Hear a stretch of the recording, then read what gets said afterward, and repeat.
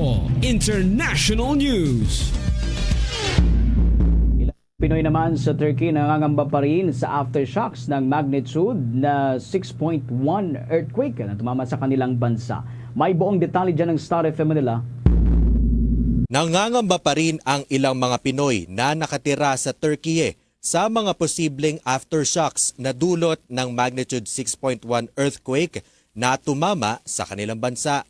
Tumama ang sentro ng lindol sa probinsya ng Balıkesir sa Turkey at nagtala na ito ng ilang mga malalakas na aftershocks na magnitude 4.6 sa eksklusibong panayam ng 102.7 Star FM Manila kay Isabel Donmez, isang OFW sa bansang Turkey. Ibinahagi nito ang agam-agam ng ilang mga kapwa Pinoy nito doon matapos ang lindol. Ano ko po yung isang Pilipina na kakilala ko malapit yung province niya sa Balıkesir at hindi nga rin daw po sila makatulog dahil nag-aabang sila ng aftershock.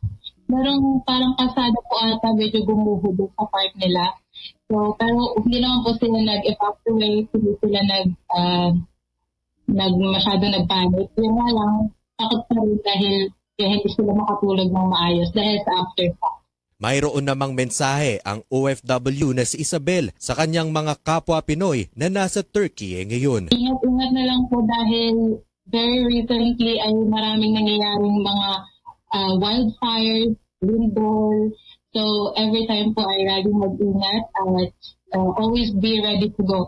Kami po dito sa bahay, meron kaming emergency bag na if ever may nangyari ulit na lindol, we will just go out the door and go somewhere safe. So, always be ready and prepared. Mula rito sa 102.7 Star FM Manila, ito si Star DJ German Bolero and this is Bombo Radio Philippines, the #1 and most trusted source of news and information.